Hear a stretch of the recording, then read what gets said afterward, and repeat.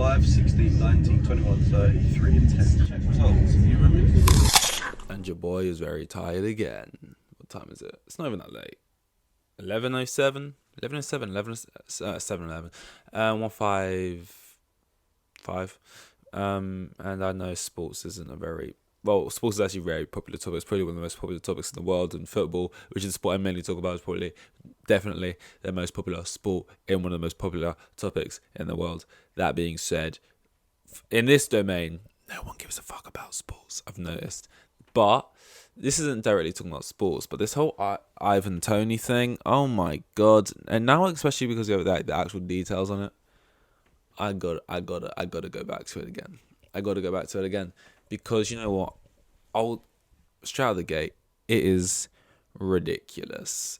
First thing I want to say, did he break the rules so he technically is in the wrong? Yeah.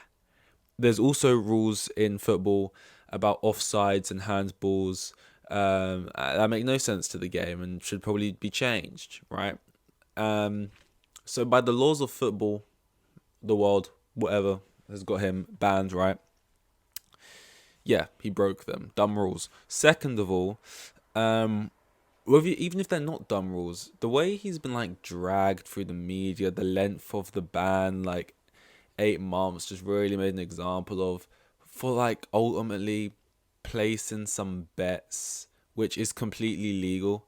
Like you almost forget when they say he's been breaking these rules and that rules, right? That we're talking about in the realms of like football, sports, this made up thing we do for entertainment, right? It's not like, it's not cheating. It's not, that's not even a crime, but it's not like robbery or murder or whatever. It's fucking betting. The thing that's on the literal kit he wears week in, week out, Hollywood bets. The league is littered with betting agencies and clubs or whatever. Betting's a big part of football. They go hand in hand, right? Not only... Okay, so here's what they said. The reason his ban is so long and we're doing all this is because he made like 17 bets that his team would win. Each of those bets he made when he knew he was starting a game. He made like 9 bets that his team would lose, and each of which when he didn't start a game. Okay, the only thing you can call him out for on that is maybe not being the best team player. Sure, would we all like to believe footballers, are the best team players at heart? When he's not starting, he's gonna be rooting on his team.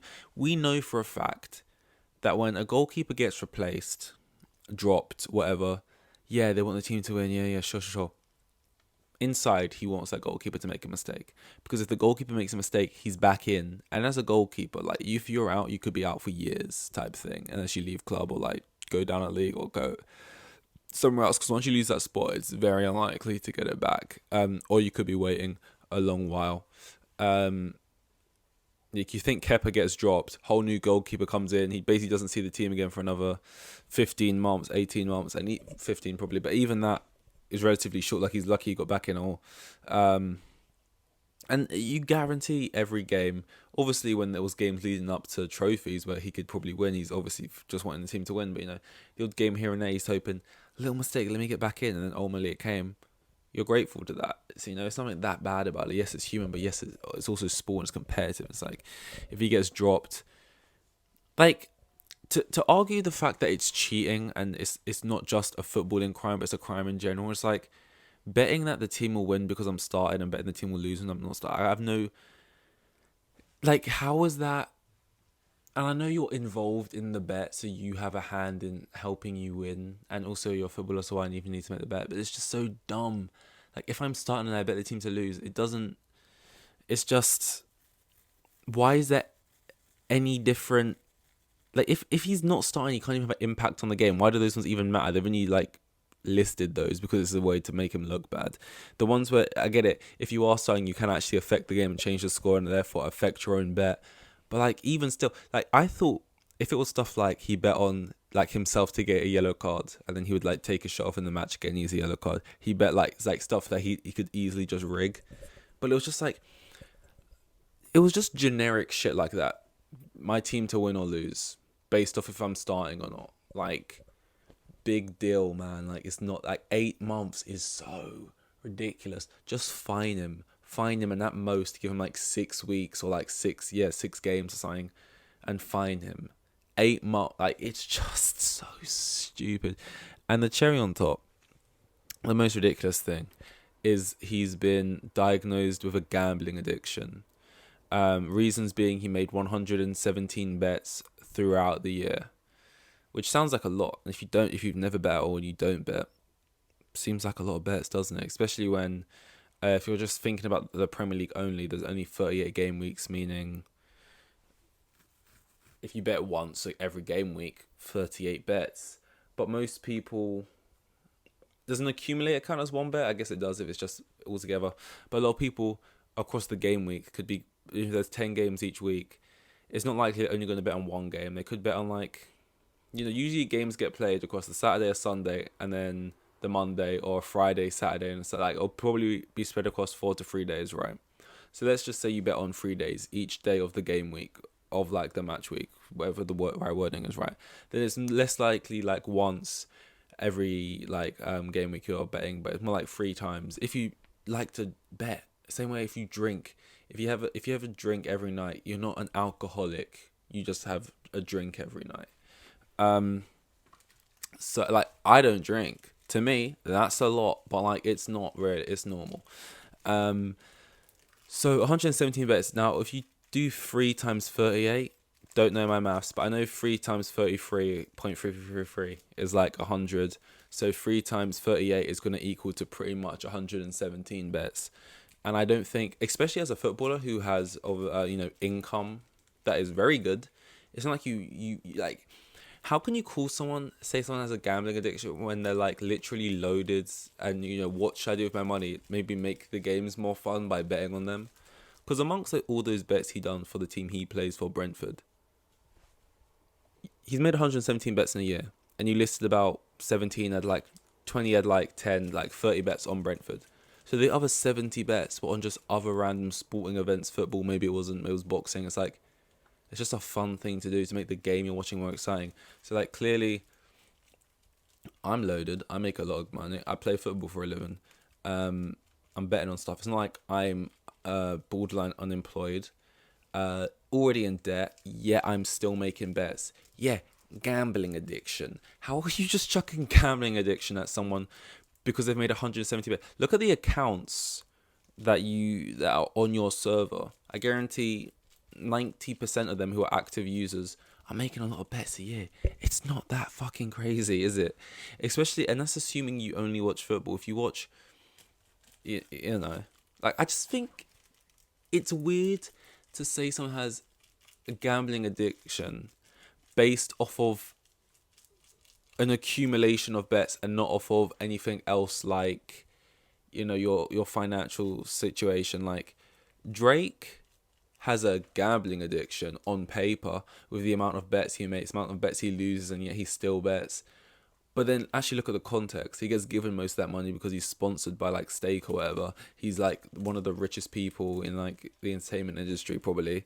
And it's just so stupid. If I had Drake's betting history, call me a fucking addict because it doesn't add up in this realm.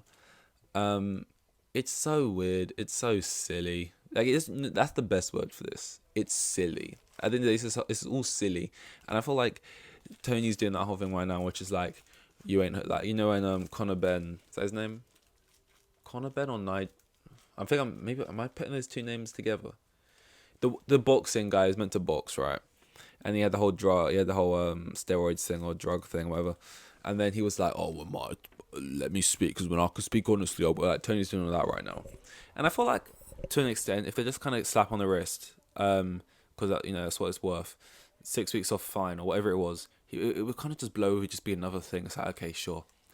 It's the fact that it's constant news. It's 8 months, you're affecting his career, England's call-ups and chances when you're just getting that stuff don't come around often. A big move. He was probably on the lookout for a big move this summer. You've kind of just you deaded his whole career kind of for something that realistically he's not massively. I don't know. It's not like he's fucking conning the world. And also just dragging your name through the mud. It's that's why he's annoyed even more so probably. I think it's dumb. I think it's stupid. I think it's so like, kind of. It's annoying because I wanted Chelsea to sign Toney.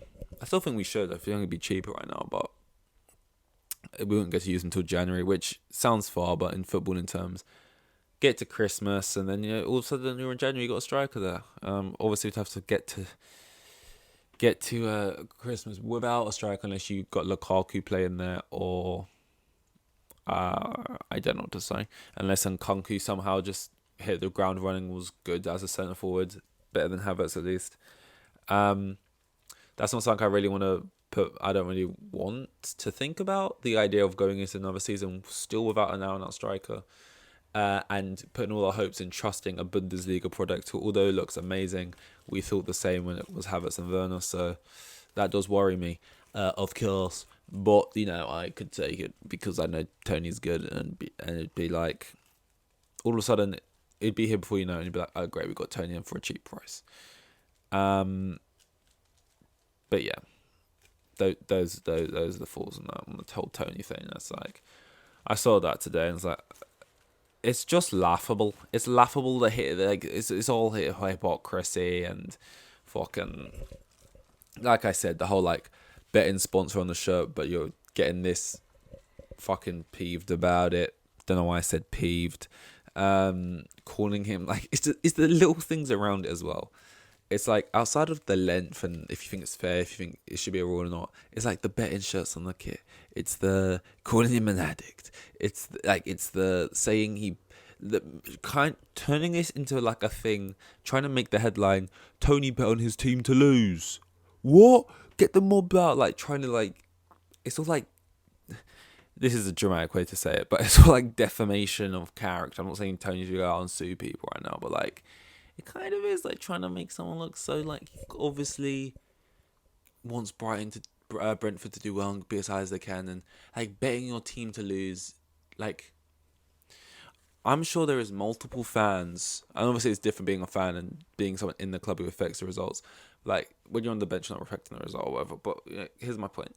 I'm sure multiple fans who support a team, especially who support a team outside the top six, have probably bet on their team to lose. Maybe they saw good odds. Maybe they don't want to admit it because it's like, it looks really bad. Like, oh, I'd never bet on my team to lose. But they bet on their team to lose as a kind of thing to be like, well, if we win, yay, we win. That's great. And if we lose, we lose. But at least I got my bet through and it was a great bet, right? So I don't like that, how that's been made into the headline now. The fact he bet on his team to lose 9 times when he wasn't even playing. It's just like, is that really what we're doing? It just seems dumb and stupid, but we've been here before. We've seen this all before. It's just sort of classic bullshit. This is the kind of bullshit you have to go through in between seasons. I know the season's still technically going right now, but like, and we just got smacked by 4-1 by United. Come on. But in between, fucking, we've got international break, fucking boringness, just to keep us entertained for a couple of weeks. We've got transfer rumours that never end, with transfer accounts tweeting out the same fucking tweets every hour, literally copy and paste as if it's new news, but yet they'll put fucking red alarm emojis as if it's new, and then just sort of fucking stories like this, and just like, why does this have to be a big thing? But it's how it goes. It is what it is. This was 155. I'll see you in 156, ladies and gentlefish. I was so fucking cringe. Oh, fuck. I did a weird little voice. I said ladies and gentlefish. What the fuck? I hate that I just said that. I need to give myself more time to process that I'm about to go into saying words, so I don't just say stuff like ladies and gentlefish. My dog's drinking water. You can probably hear that. That's the sound it makes when the dog's drinking water. This is 155, ladies and gentlemen. See you on Food Sucks. Here with the kids, and I've got 3 kids, and the geezer's probably on like maximum 20 bags a year. Like the most boring bloke you'll ever meet. Like,